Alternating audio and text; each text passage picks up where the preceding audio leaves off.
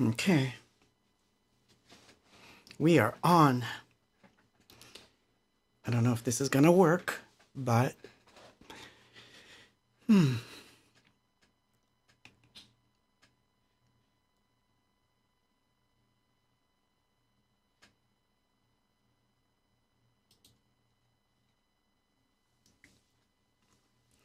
So I'm gonna start with some quick vocal takes that I wanted to do. So you'll have to bear with me. I'm gonna do that first, and then we'll get into it. So kind of get to be a fly on the wall for this. See if it works. And there's my little Reaper. And hopefully I don't do too terrible with this.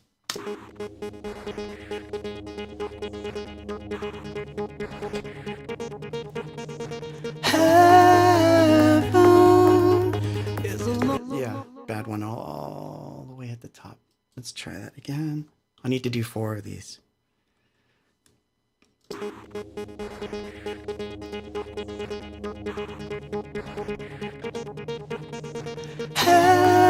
Heaven is a lonely place. We'll let that one go.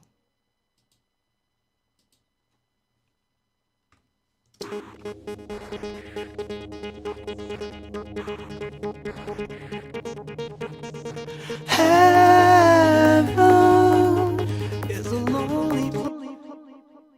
2. Let's go for a third.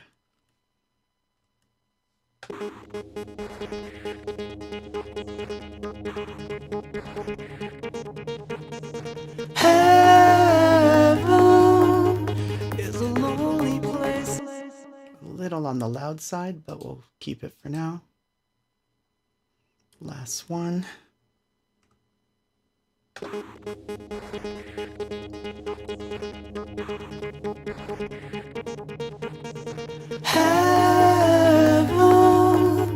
is a... Okay, now let's hear it in context.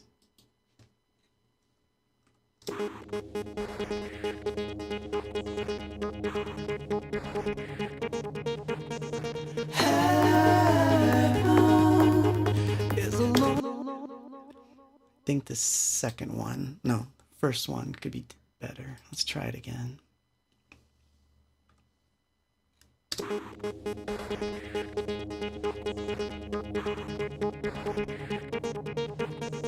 Heaven is a lonely place. And this is how you overdub backing vocals.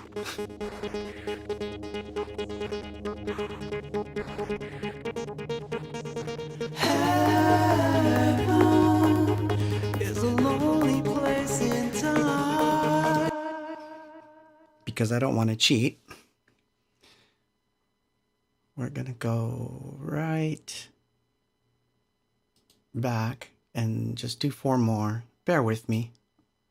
Anyway, I hope this is fun for you guys because you're seeing it happening in real time. This is what it's really like. Anyway,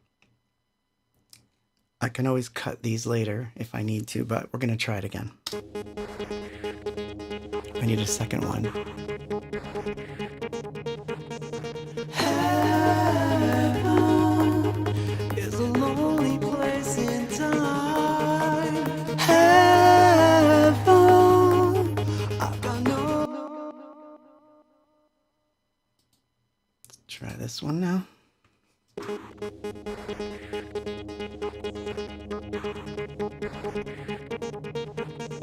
Heaven is a lonely place in time.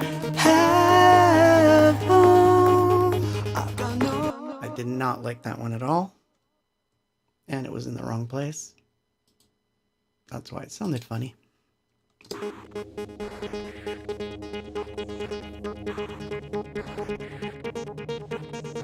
Heaven is a lonely place in time. Heaven, I've got no... It's a little bit on the loud side, but it's okay because they're going to be softer later anyway.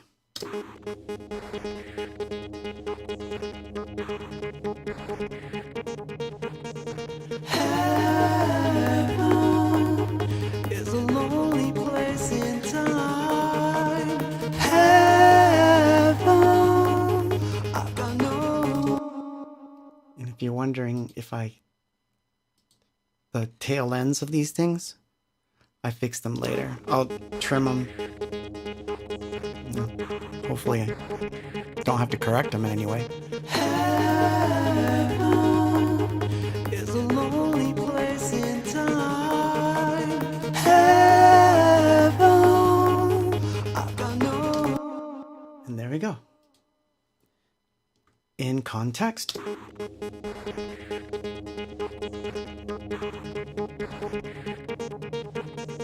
Heaven is a lonely place in time. Heaven, I've got nowhere to hide.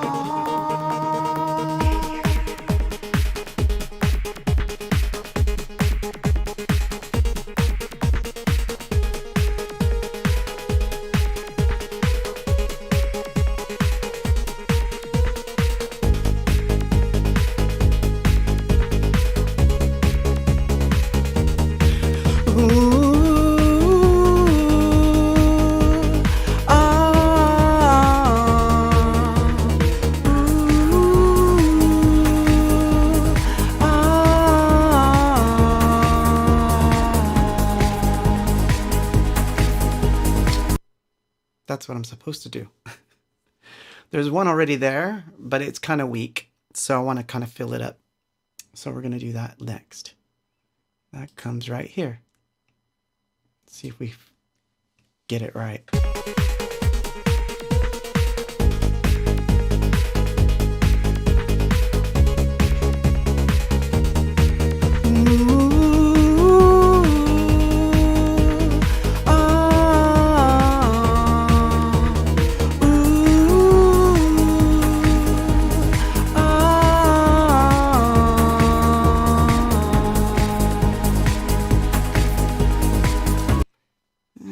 It's okay. Let's see. We'll do another one.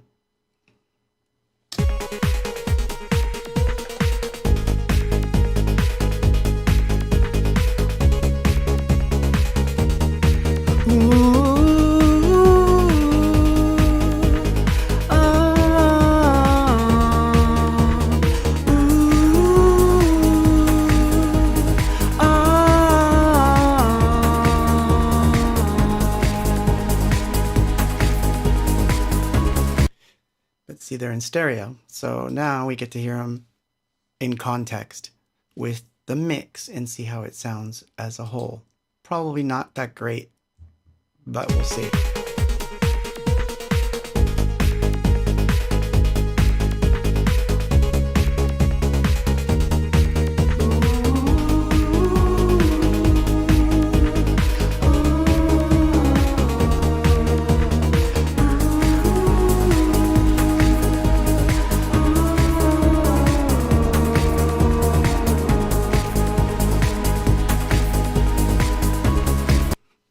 Bad.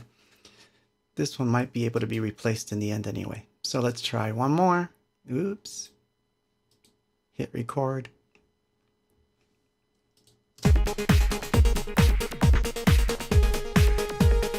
Oops.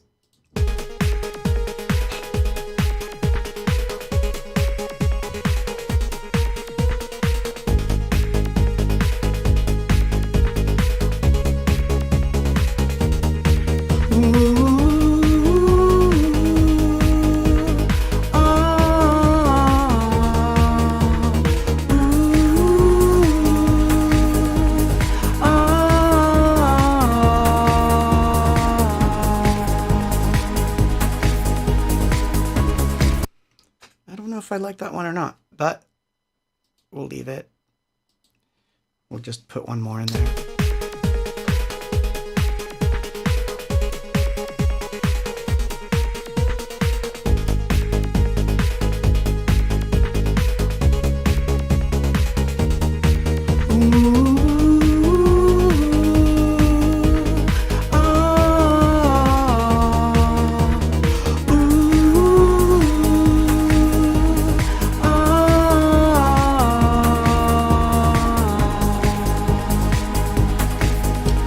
There was a weird thing in the end there, so I'm going to do that one again.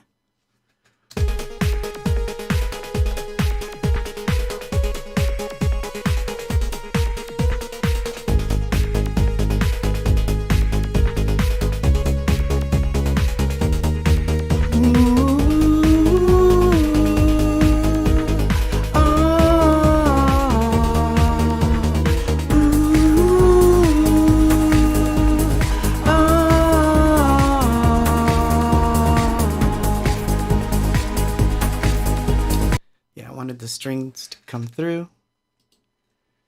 And in context, in stereo, without the original vocal in there.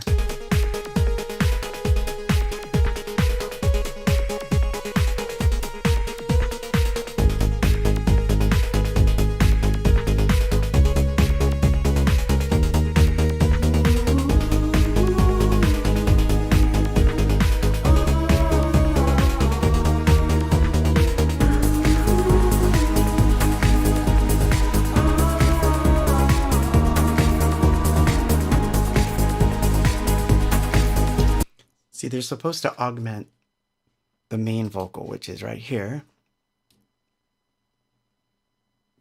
Let's see. There's no ahs in this one, though. So let's see.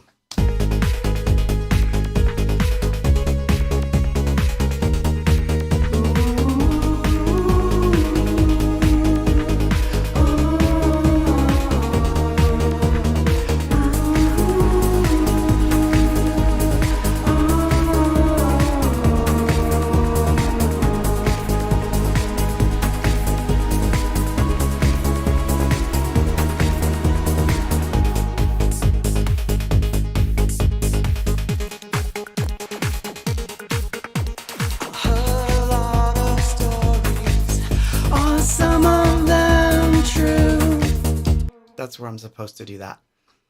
Are some of them true? Something like that.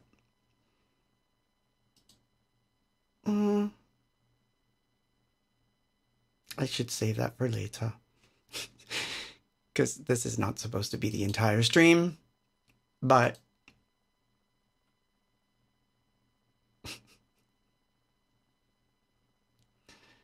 so anyway, you get the picture. So I'm going to save this because I have to come back to this project. And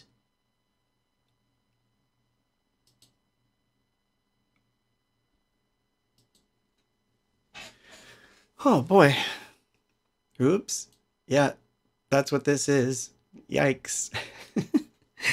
Totally messing up.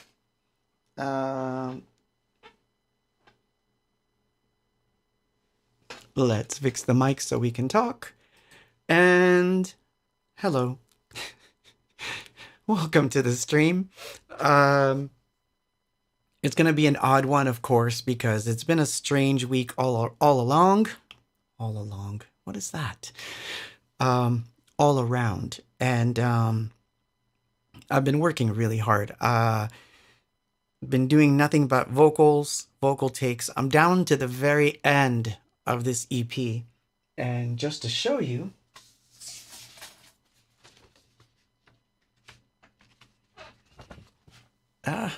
that's where I'm at. I'm actually at the backing vocals to Heaven and Industrial Wasteland. And then I'm done with all the vocal parts. And then it's just clean up and getting them ready for Ableton. And then I can mix, which is cool. That's my favorite part. I get to do the favorite part. Singing, of course, is awesome, but it's stressful. So I'm always happy when it's done and it's over with, because then I can work on the mix. And then, of course, if something has to be redone, I do it then. But for the most part, that's where I'm at. But let's see what you people are doing. My setup, by the way, is way weird today. Hold on, let me see if I can show you. Overhead. So my mouse is here today and not here. And here is paper, because later I'm going to show you something that I do with art stuff, and I have a special camera set up for that, which is over to my right. You can kind of see the lens, I think. I don't know what that is, but maybe it is. Oh, it is the camera. Yeah. So it's there. So you'll get to see that later. Hugo says, remember when you killed it in Mexicali? Oh, that's nice of you to say that. Thank you. Thank you. So let's see who's in the house. And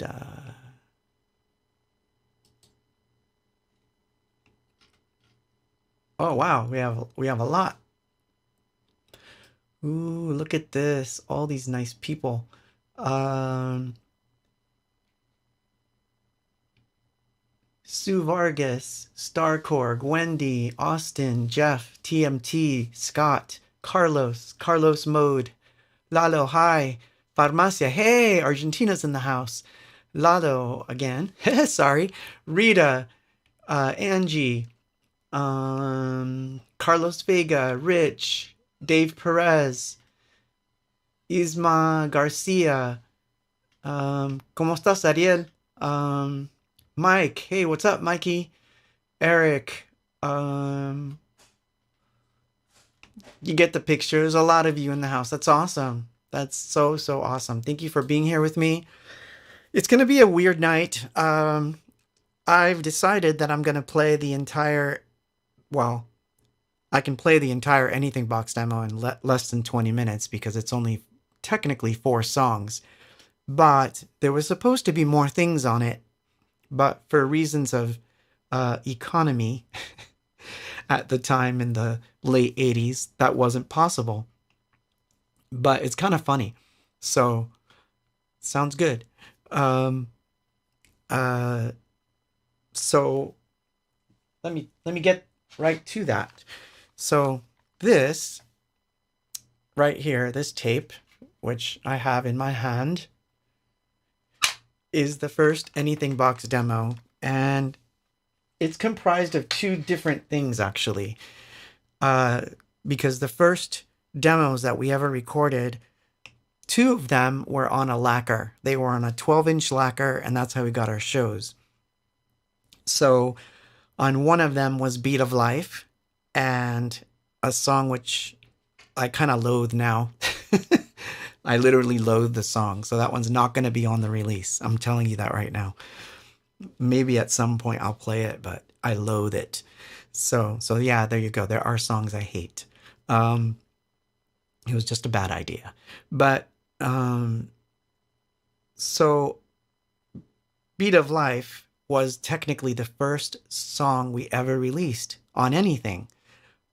Which is funny because, you know, that one didn't happen until Worth. So I think it's funny that Beat of Life was the first 12-inch we ever had. But I'm not going to play that one tonight. I'm going to save that for the release when it comes out, because I don't think we'll get to Beat of Life. But the second lacquer, of course, had Living in Oblivion on it on one side and a song called Time to Go on the other. And that was technically our very first official, like, this is the one that's going to get us all the shows. And that's the one we would lend out to people and everything, because the other one, I think we only had one, and at least with the Living in Oblivion lacquer, we had 2, which I don't have any of those anymore. But I digress. So I'm going to start with Living in Oblivion. So we're starting with the hits first, right? But if I open this up, I got to show you this. Yeah, we were into the artwork stuff back then too.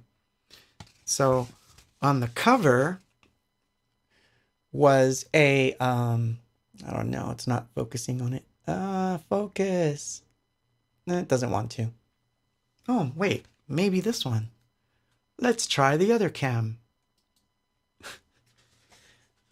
Oh, that works. I get to kind of use it this way. I don't know how good this one is either. But anyway, that's the Ascension tape. And on it were basically 4 songs. Living in Oblivion, Heaven, Kiss of Love, and Ascension. So I'm going to play the 4 as they were heard, but then I'm going to play the way the lacquer or whatever. I don't know. No, I'm not going to play them in order like that because that's kind of silly.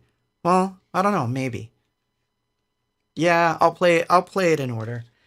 And then we'll go out of order and I'll play the other stuff that's on there that would have been on there. So when I say would have been on there, it's because the cost of making these cassettes back then, they weren't that cheap. And we figured out that if we kept it to about 15 minutes aside, or 10 minutes aside, I think it was, then we could put 2 songs on side A, 2 songs on side B. They were much easier to duplicate ourselves, which was really funny. Oh, thank you for that super chat. That's awesome. Thank you, Tim. We figured if we dubbed them ourselves, it was going to be cheap. Of course, trekking through New York City in snow and sludge to pick up the cassettes was no fun, even though they were blanks, but that was the cheapest we could find. And then we had to kind of sit up and literally do this at my apartment at the time. So hence only 4 songs. I wanted there to be more, but we just couldn't afford it, which was funny. So that's the reason why we didn't have more than 4 songs on our first demo tape, but there were more than 4. So anyway, here we go. Overhead, so I can chat with you folks. And here's Living in Oblivion, straight off tape.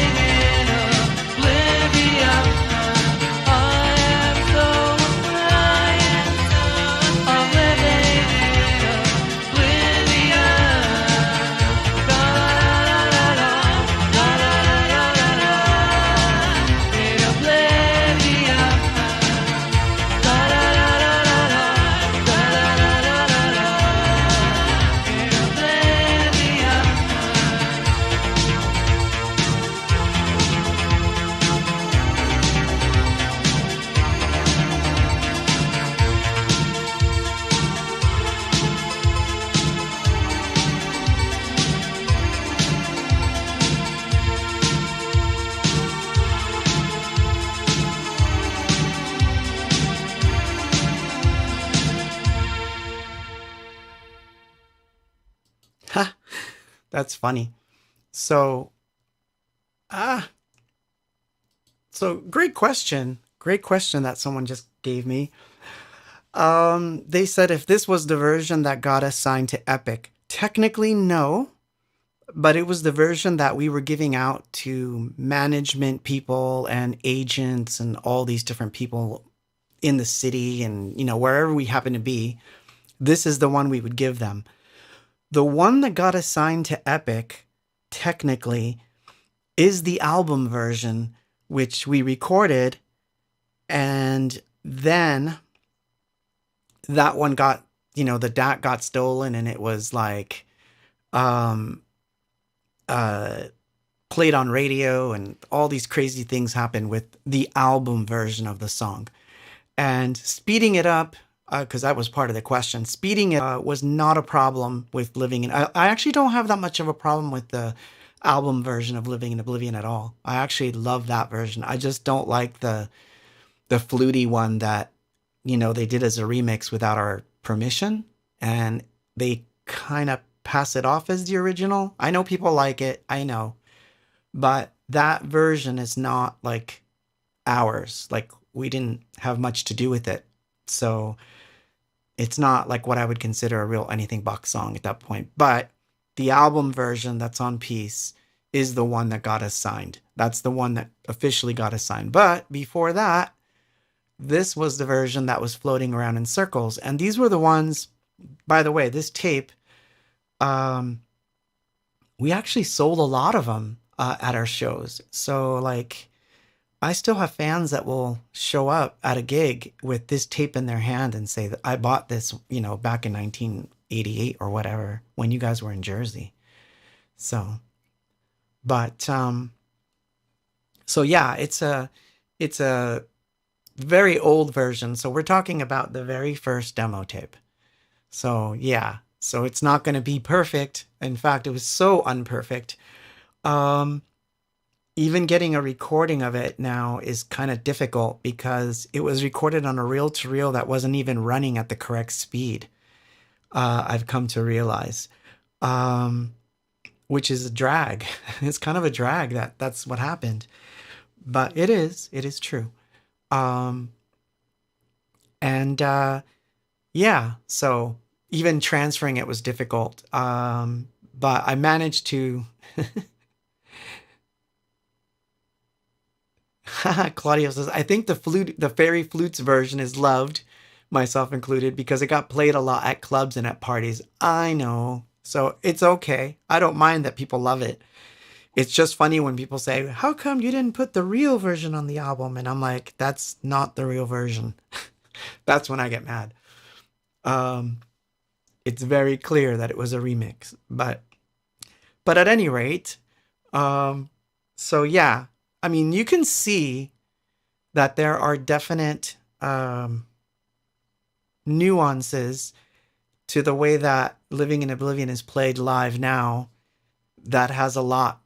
It shares a lot more with this version, as does the album version on Peace. Obviously has some of that stuff in there, But anyway, so that was that. So the next song on the tape would have been Heaven, which was the song that I was just doing backing vocals to. So think about that for a second. It's taken me that long to get back to a song that used to not only be on our demo tape, but used to be in our sets all the time. It's taken me that long. And it's a really weird thing.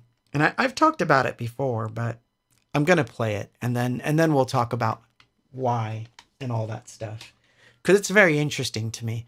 In fact, since Mikey's on the chat, I think, correct me if I'm wrong, but wasn't it WPLJ or something in New York that was going to play Heaven? Like that they liked it as the best one on there and they wanted to play it or something. They just wanted to know if we had gone to a studio to record it. Like, am I getting that part of the story right? Because it was a long time ago. Yes, fluty version equals pop radio makes the dun dun dun dun dun whatever that, and all those little fluty things. Yeah, I hate that version. But that's just, well, I don't think they were called Z100 at the time, Mike. I think it was a W for sure. So I don't know if it was PLJ or one of those, or NEW, or one of those was the one that was going to play it. And they basically wanted it to be a single, but only if we had a better recording, and we didn't, and we couldn't afford to go into a studio and do it proper. So we kind of lost that. You know, I'll get to that answer, Jose G. That's a good question. But here we go. Heaven.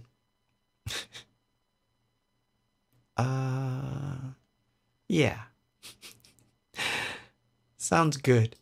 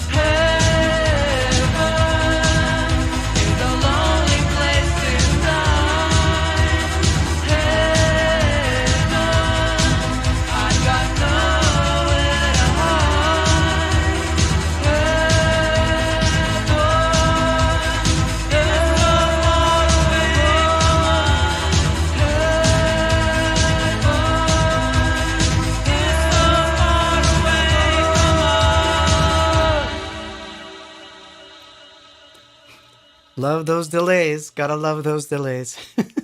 My DDS 2000. Oh my God, I love that thing.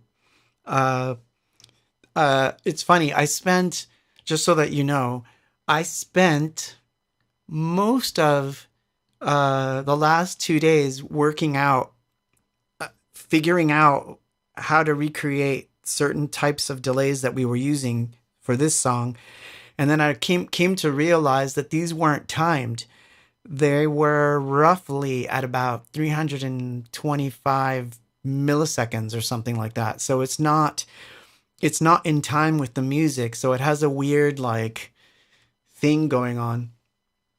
So it's been funny trying to get it to sound that way because I kind of like it because I got used to it.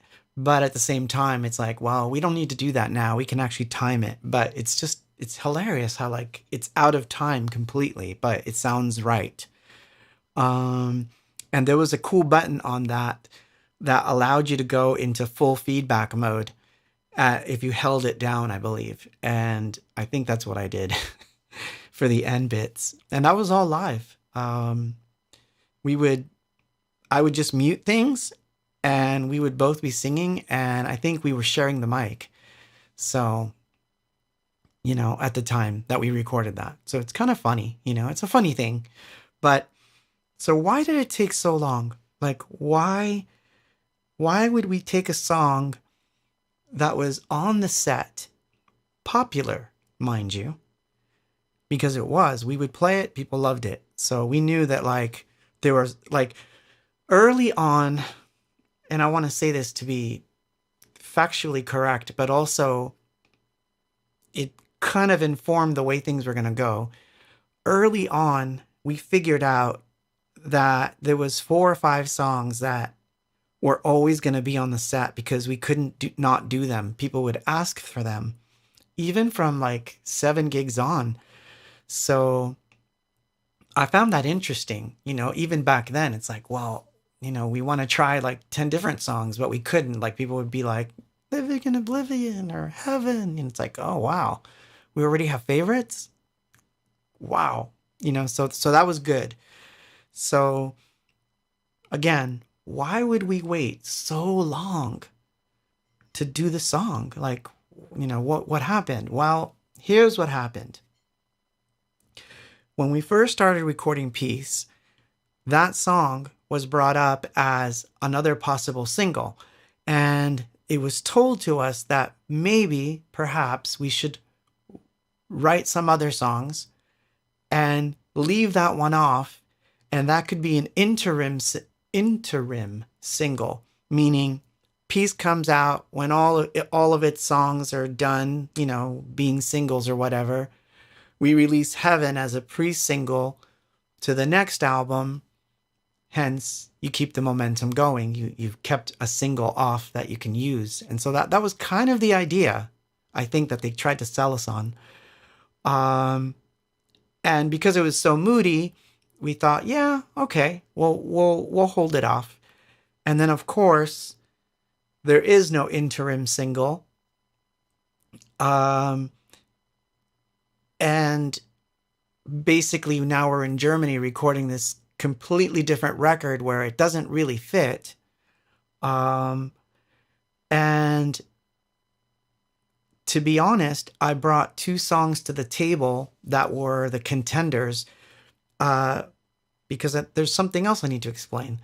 The next song, or sorry, not the next song, World Without Love, I'm like babbling now. World Without Love also was on our set for the longest time, and it also was not on Peace. It wound up being held off because, again, they thought it could be a single, and they said, why waste all the singles on the first album?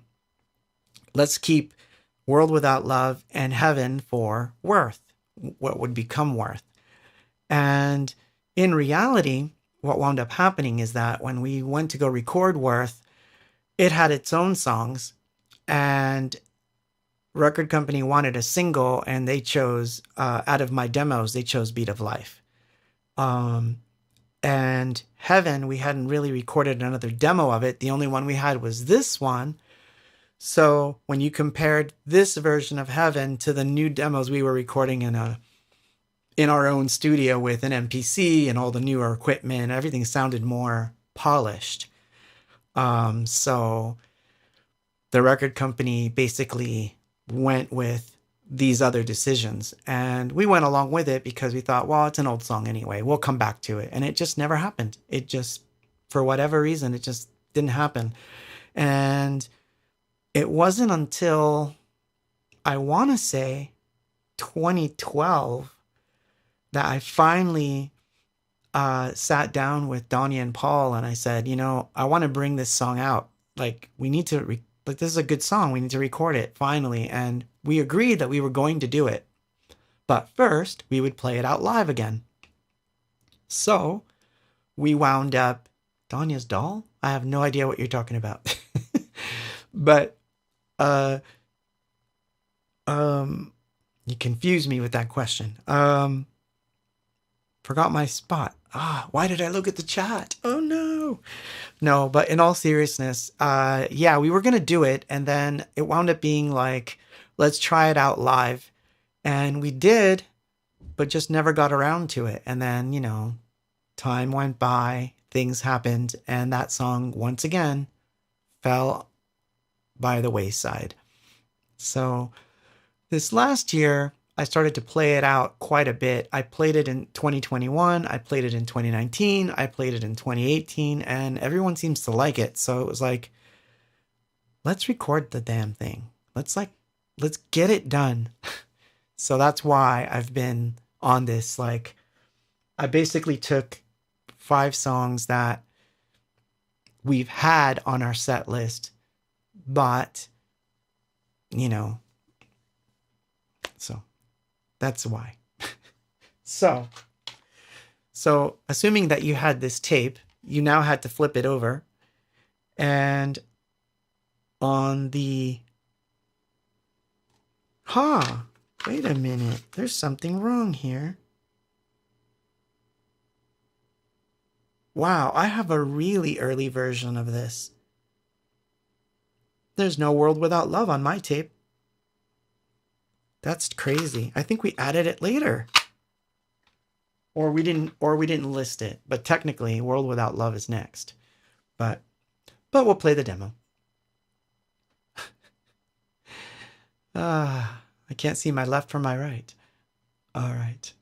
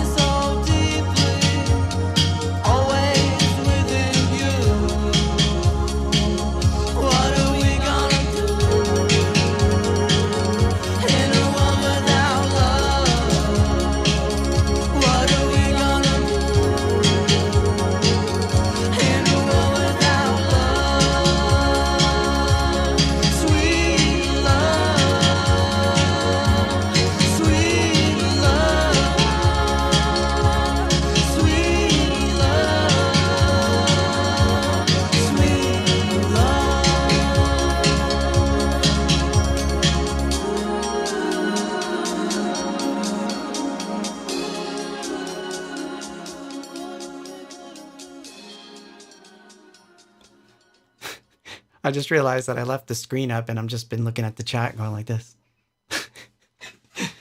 which is funny. But so yeah, that was Rob playing the what we used to call or Danya called it, the ice cream machine.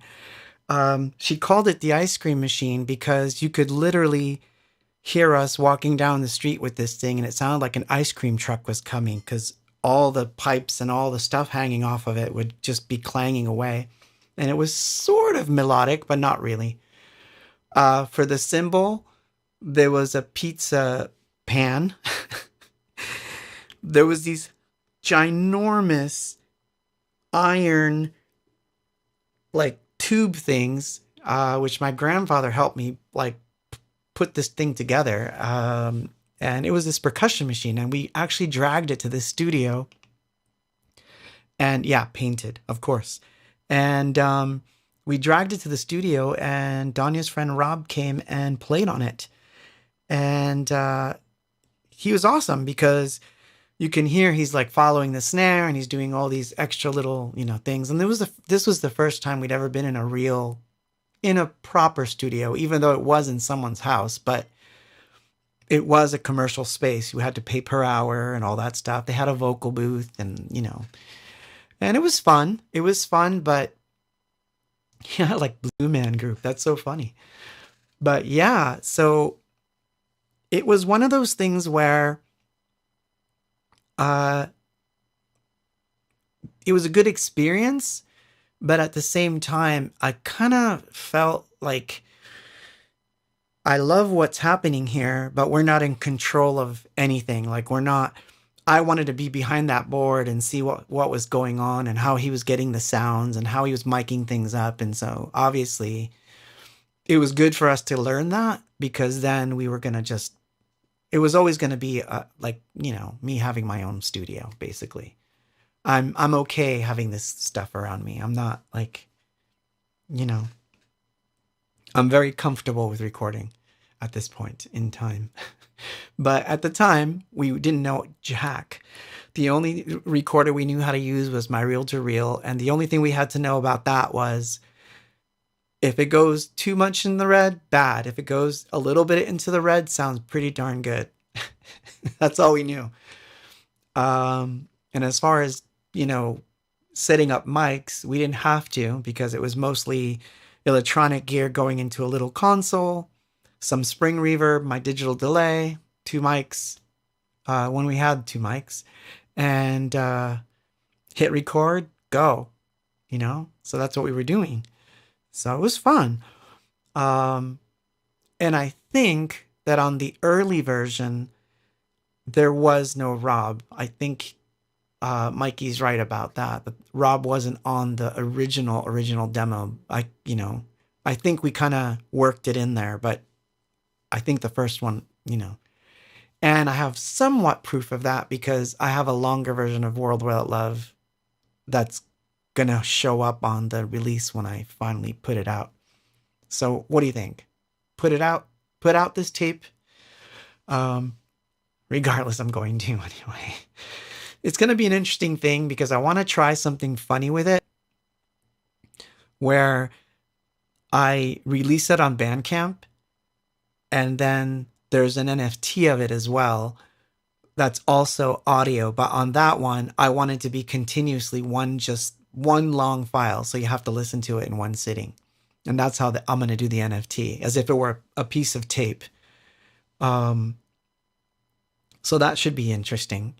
But yeah, so anyway, that's what I was doing. So let's continue. So on this, technically speaking, 2 more songs, but then it became 3. Why not? Why not a beanie hat? You don't know what's under there. Like, I like beanies. But, so here's the song that comes next. And this is known. People like it. You guys know this one. I don't think it needs an introduction, but I quite like this version. Again, this was recorded in my room, and It needs no introduction. You'll know which one it is.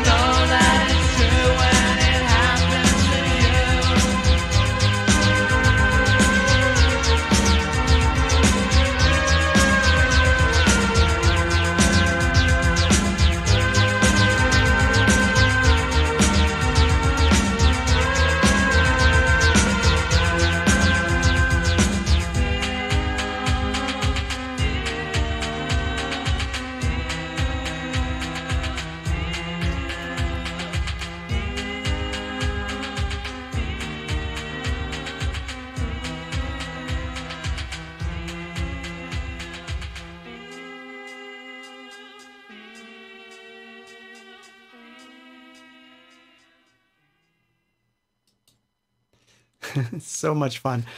So yeah, Kiss of Love, of course, and I've always liked that one, but I have to tell you this story because it's in my head. Like, so on occasion, because I've been doing this for a very, very long time, memories get lost. You'll forget certain things, or, but something will trigger, and I'll be like, oh, I remember that particular time or that particular day.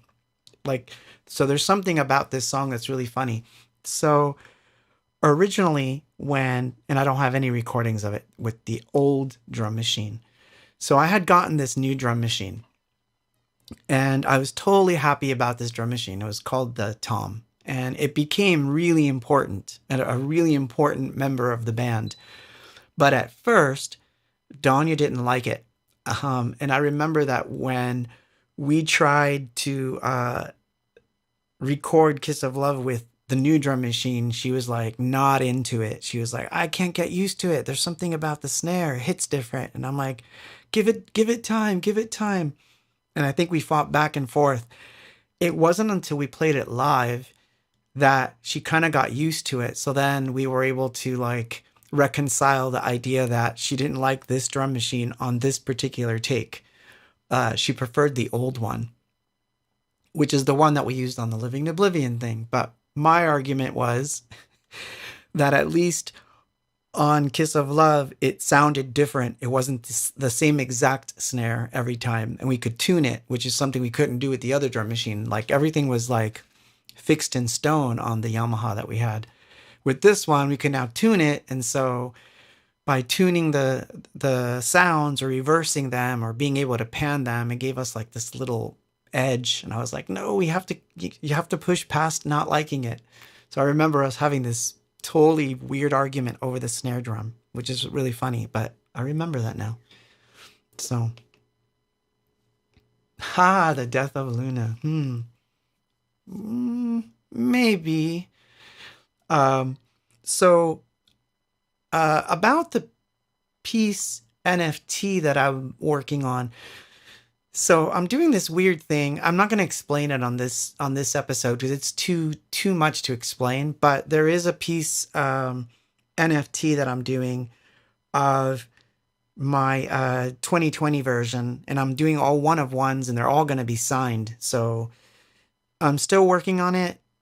The company that I was, which I'm not going to mention here today, kind of messed up my draft, so I had to kind of start over with something. So it's an interesting thing I'm going to try anyway.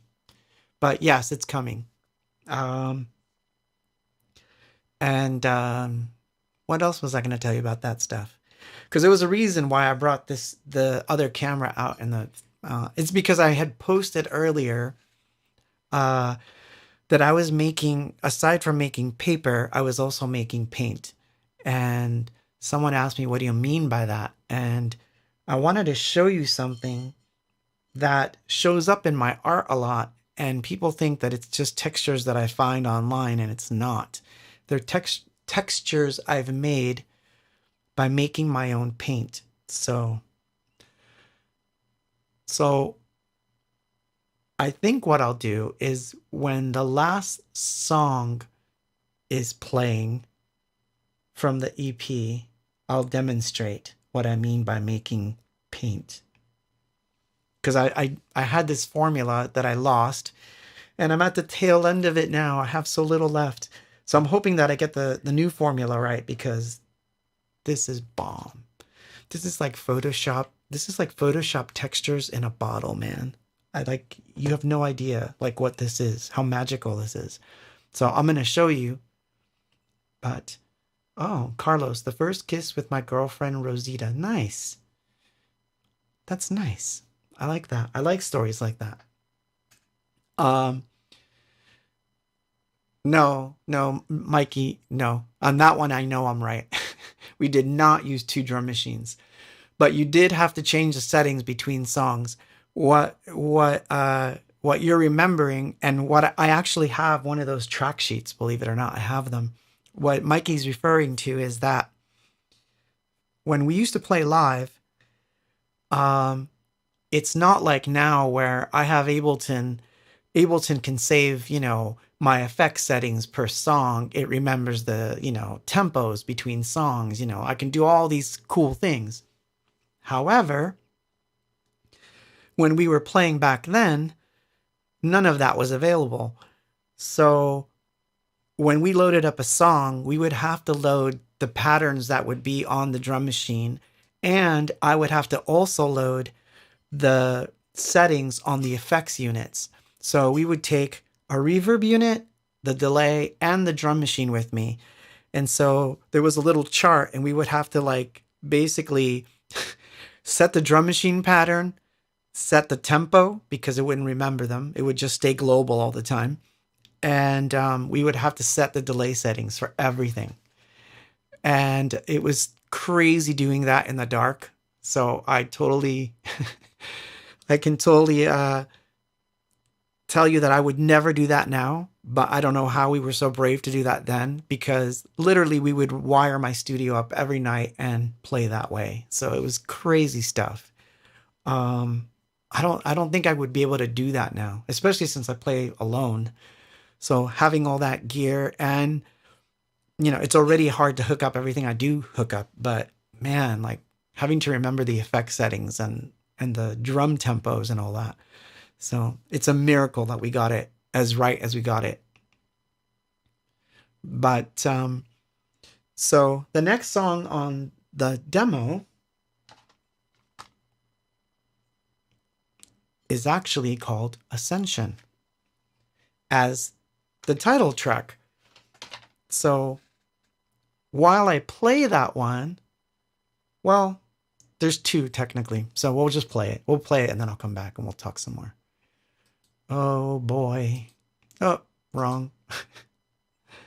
So Ascension, part 1. That's the one that's next. This is the gothy song.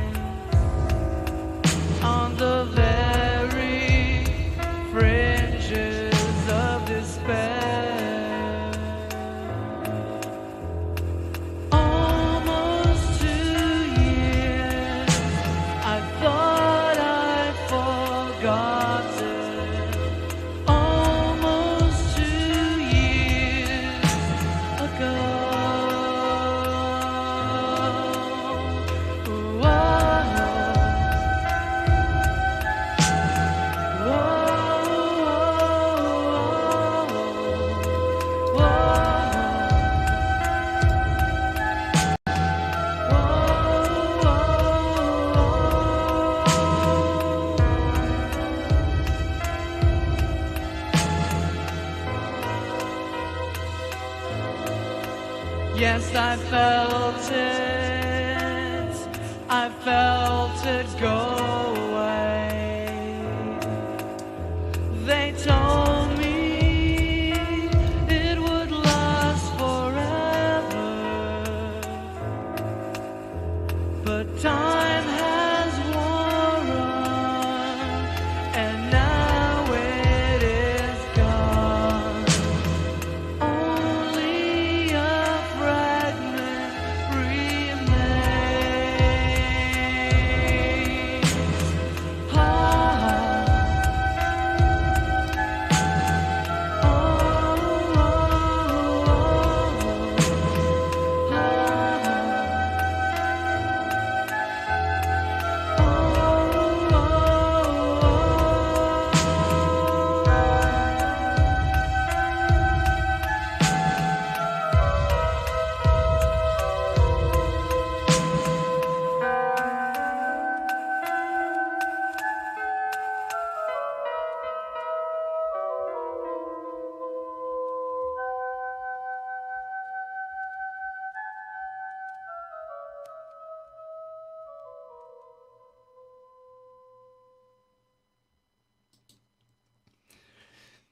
So, Ruben, that's interesting. Did you release a song that you regret? Technically no. Um, no, because once you put them out, they're out there, you know. So no, not really. Except for maybe that very first Beat of Life lacquer, because the B side, I hated the B side in the end. I liked it at the time, but then later it just it's like chalkboard. And the fluty mix of Living in Oblivion. Yeah, I regret that too. But what do you want me to say? It's true. But anyway, but no, I don't. I don't really. In reality, I don't regret anything that happened because everything leads to where you are at. So if you took a different step or if you took a different turn, then you might not have found the wonderful thing that you found in this particular era. So you kind of have to roll with the punches. Life is going to throw weird things at you. So rather than playing around with regrets, I look at it more like lessons learned. You know, you learn certain lessons about how to do certain things. So you learn by trial and error. So regret, it's just going to stick in your head, and then you're just going to always I wish I hadn't done that. But and the reality is you move on. You just move on. So all right, so I'm going to show you this paint thing because those of you that like are into art stuff are going to find this a little interesting. So this started out as brown paint, but then I added dirt, coffee, wine, and some other chemicals in some weird fashion that messed up the acrylic paint part, but it turned it into something really cool. So I'm going to show you what it looks like while I play the next track, and we'll see if something materializes on the paper as we're doing it. And so this is plain paper, plain old paper. And this is my crazy paint, which I'm down to half a bottle. I have to make more of it.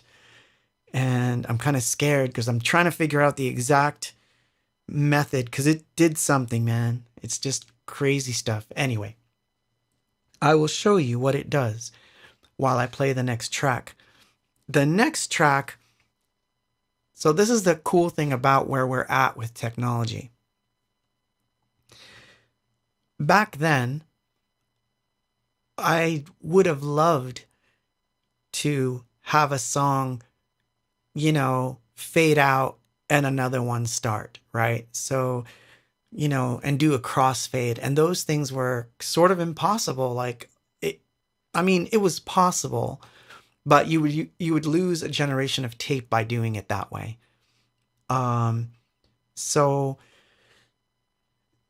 technically speaking, the song you just heard was supposed to, when you hear the tail end of that flute fading out, it was supposed to kind of go into like a long sort of reverb. And then this next piece was supposed to come in. And obviously on the tape, we couldn't do that. So it's its own thing. But when I release it, I will have fixed that. Because I think it does belong that way. But anyway, while that's playing, because it's an oddball thing, I will do the art thing so you can see what it's like to make paint. But, and why is this important? Why is this even relevant? Well, I'll explain it like this. This particular track, I've talked about it before, but basically I was tuning between radio stations while we were recording, and I was affecting them with the delay. So every sample that you hear is purely by chance that I got the samples I got. And of course, once I found something on those stations, I kind of kept going back between them because I knew there was something there and it sort of fit and it was fun. So it's the idea of the unknown. So uh, I know. That's funny too. I didn't think about that. Yeah, we would start shows with this thing. This used to be like an intro uh, to shows at some point, which was probably very confusing to the audience. But anyway, Ascension Part 2. And I will do the drawing stuff. So let's just turn that on so that I've got it ready to go. And there's the paper. It's looking okay. And here we go.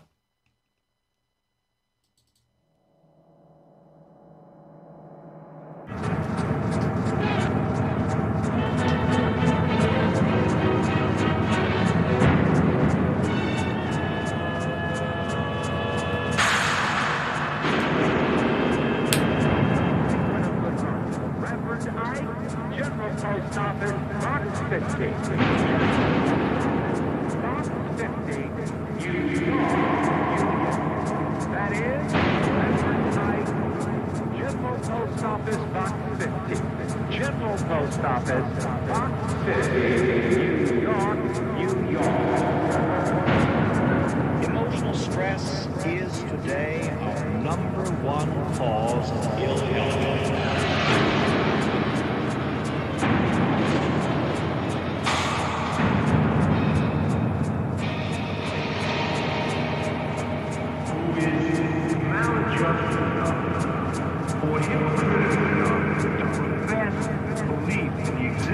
Of a supernatural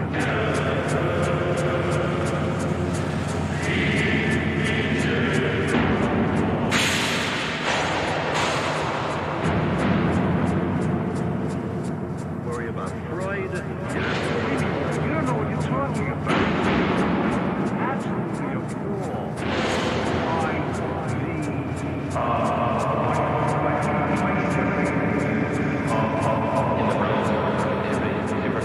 The set of materials that theorists, quote, proved weren't ever going to be superconducting.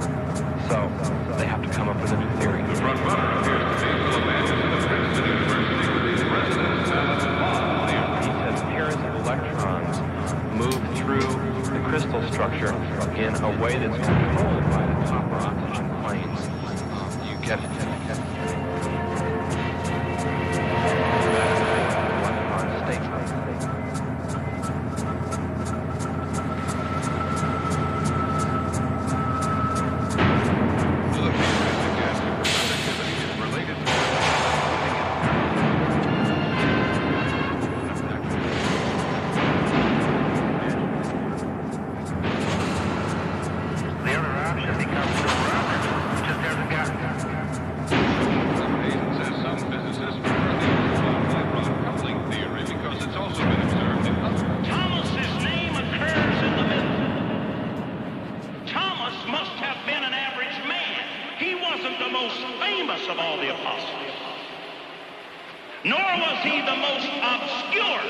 Less than a mile away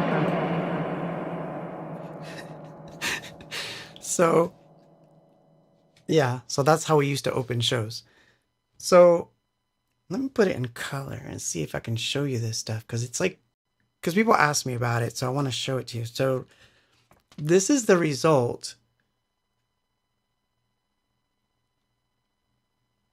So, what happens is the paint breaks up and it starts to deteriorate underneath my scraper tool, and all these little grains that are not like, I could have just painted straight across and you would not have seen a single grain, but the more you work it, the grains and the dirt starts to come out and you see the dirt. So I can add grit without necessarily adding color to things. Or adding just a tone, but it's really cool and it's very unique. I've tried to recreate it like a million times and I've not been able to. So the other day I got to thinking that I need to make a new mixture, and so I've been playing around with it. But it just goes to show you how you take weird materials and you put them together, and this weird material can create things that you normally would not have thought of if you just followed the conventional path. So, someone said they saw a skull. There's a skull in here? That's funny. I don't know. Maybe there is. I just see the textures. But it's interesting. It's interesting that you can get so much with so little. So, anyway, I will probably use this as a scan and probably do something with it. And we'll NFT that too. But as far as like tonight's NFT, dun, dun, dun, that can be found here. Oops. There it is. we still have this one, and I want you guys to collect it. There's a reason. So this particular piece was actually taken from a CIA document that basically tells of how the CIA was going to experiment with dreams and other dimensions, a la Stranger Things. And it's a real document. You can go see it yourself. And what I did was I took the document and I just grabbed bits of it and then I turned it into art. But you see those textures that are on the sides and all around it? That, my dear friends, is my super paint. So even my digital art has physical aspects to it, always. So I'm always starting with something physical and then moving into digital. And then there's the inevitable moving from digital back to physical, which is going to happen sooner or later. But so you have just heard the entire first Anything Box demo tape. That's it. That was the entire thing. So what next? Well, now I'm going to play you just a couple little things and then we're done for the evening, I'm afraid to say. But so we had recorded another version of World Without Love, of course, which I've played on the stream before. But I think I've always played the cut-off one. So I'll play you that one. But first,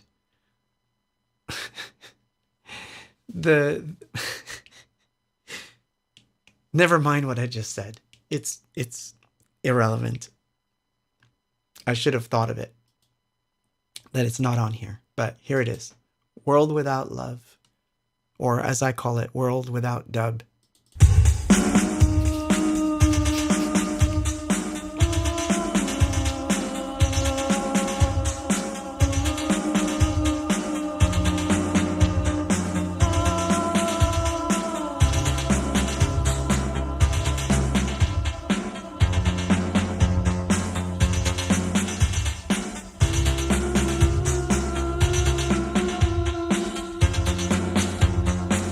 In a world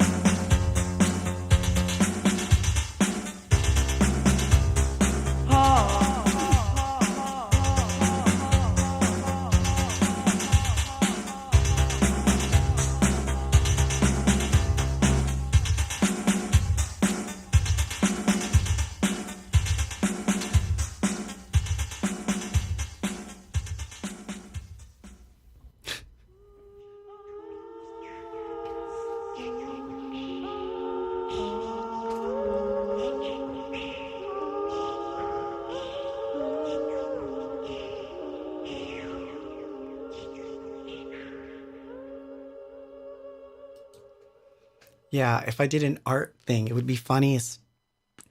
Can you imagine? Yeah, let's put a little ladder in this corner. This little ladder represents everything that's wrong with the world right now. That's why there's some broken, steps here. And we don't want it to be lonely, so we need to put a tree right here. Not any tree, but a thorn tree, because this tree has thorns. And if you touch it, you will bleed. Oh, and I need real blood in it, so hold on. That would be me doing an art show.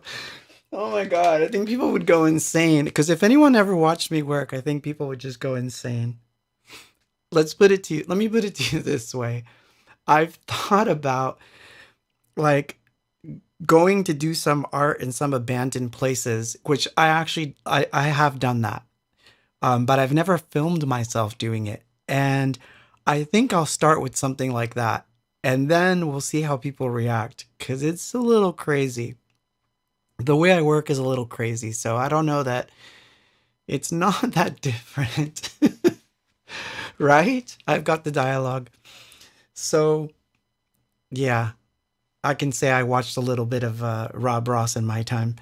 But yeah, I don't know that I would do it. I would do him justice. But yeah, I go to some really strange places when I'm in that zone. But it can happen. So it will happen. Is that really your thought process? It's a crazy thought process, actually. I couldn't even describe half of it. I don't know why certain things will, like, look, I've gone on walks and seen a crack on the pavement and decided it has to be in a picture, so I have to run all the way back home, grab the camera, run all the way back, photograph it, then do this, then do that. Like I've done crazy stuff.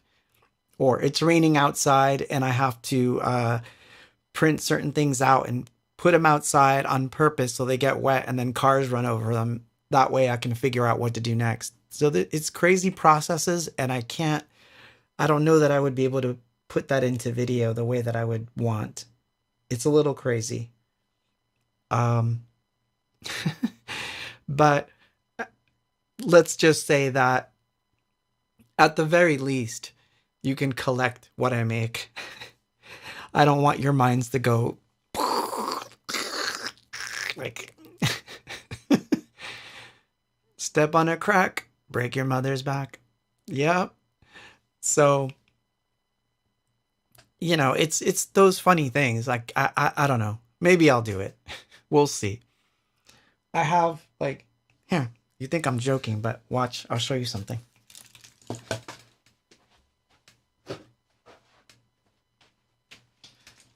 Ha ha ha. In this nice little box that has like the Eiffel Tower in it. Inside of this box, for example, are things that I find on my walks. And yeah, there's a lot of red stuff in there because there was a time period that I think in an entire month I painted everything I found red. But they're wild. They're wild things, man. They're wild. You could do really wild things when you put them together, and you do weird juxtaposition of items in my little box.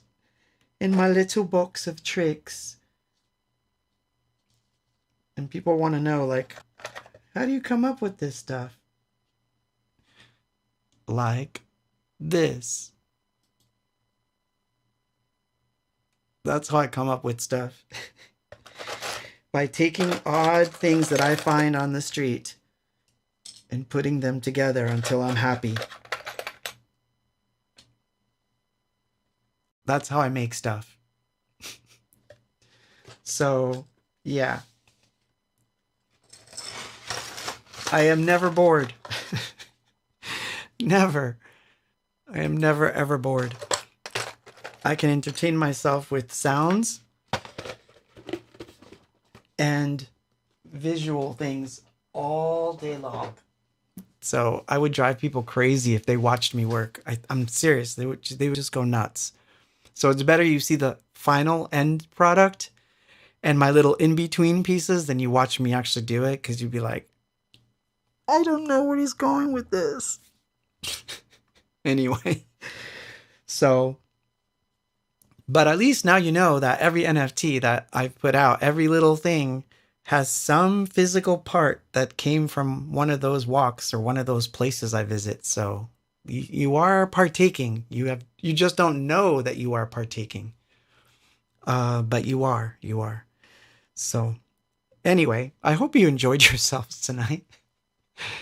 Yeah, I'd rather see that than what's going on in the world myself. I'd rather go into, So I'm going to play this one last thing, and then I'm off to the races, my friends. But, and that does it for this evening.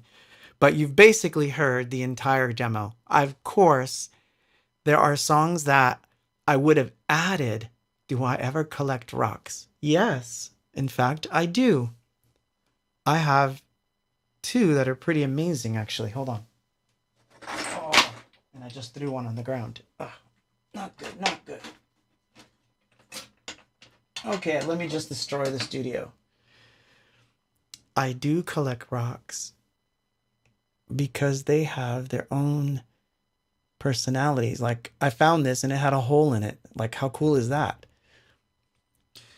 This, my dear friends, this one's better to show in stereo color. This is a piece of the Berlin Wall, which I have kept all this time. And this comes from the castle that is at the top of Garrett Mountain in New Jersey. This was part of a castle. And so, yes, I collect rocks too. And sometimes when I go out of state, like if I find something interesting, I'll bring it back home. I always wind up with something. In fact, here, I'll show you something else. I was on... Did I find it? It's somewhere in there. I don't know where it is now.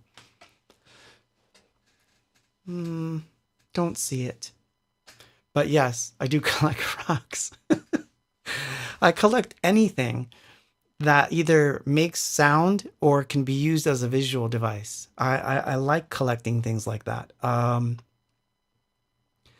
when I don't collect them, I make them. So, like, I mean, like, I think I've shown you guys this before, right? This is funny, but I'll show you anyway. So yeah, what I don't collect, I make. So look at this.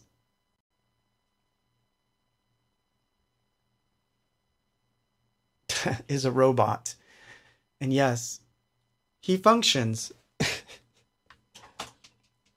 I like keeping anything rocks. That's so funny. No, I like keeping, at the risk of sounding foolish here, but I like keeping those things around me because they inspire me to, when I'm playing or something, it's nice to look at things in the room that trigger memories. So they might trigger a memory from a tour. They might trigger a memory from childhood.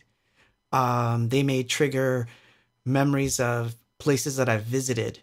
So I like having those things around me because then I don't run out of ideas. It's sort of like, not that I'm going to write a song about a rock, but I can definitely remember when the wall came down in Berlin, and I can remember all those aspects of being in Germany. So all I have to do is stare at this thing and memories start flooding in, and that's a great source of lyrical outpouring, So in that sense of the word, I do it for that reason, so I do collect all kinds of things. But more recently, I've been really into assemblages, because some of these things I've had but never had a use for them other than to collect them.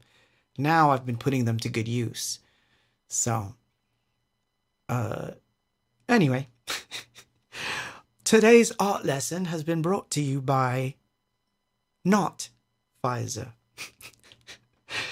Anyway, last song and then I'm out. So this one is the song that I'm going to leave you with. It's technically one of the first pieces that we wrote with a sampler. And it would have been on the first demo, but again, it wouldn't fit. So just so you know, when I release this thing on Bandcamp, it'll probably have about 11 tracks. So there's going to be a lot more stuff on it than what you heard tonight, but it'll have most of everything that you heard tonight. But this particular piece I've played before, but this one's more cleaned up. And I always listen to British ads. I like them. I like British shows. That's why it comes out, you know. But Psalm 19. And this is the way I will say goodbye and good night. Let's turn on the moon and end this thing. Oh my God. Psalm 19.